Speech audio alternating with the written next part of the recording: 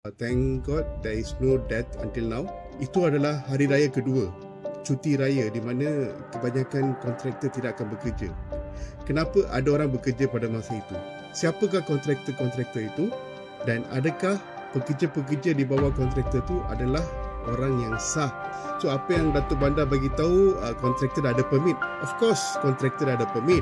Tapi my question is, adakah kontraktor tersebut menggunakan pekerja yang sah, pekerja yang bertauliah, yang mempunyai pengalaman untuk mengendalikan tugas-tugas seperti ini? Ini kerja-kerja orang profesional. PMX is doing a great job. Tapi itulah, bila you dah jadi Perdana Menteri, you akan menerima nasihat, pandangan pembantu-pembantu anda. Tapi adakah pembantu anda ni is a direct information? You need a special committee for this to investigate.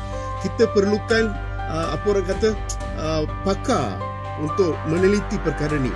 Dan I want you to investigate all the contractors under MOF yang diupah.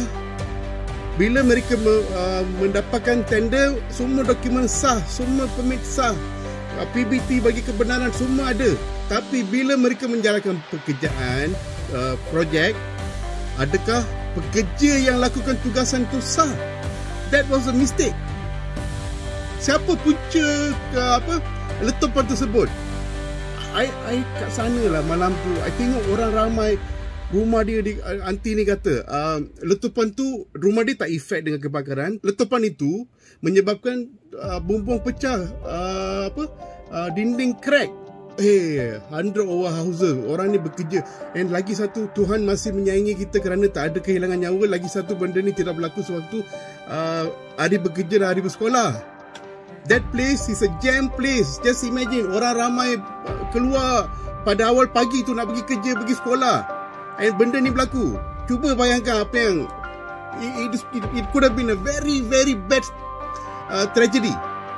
Saya memohon PMX, IGP and whoever is in charge, please reveal the truth.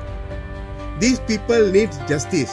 And we also need to make sure that these people who took loan to buy this house are not affected, or not blacklisted, not bankrupt, because this was not their mistake.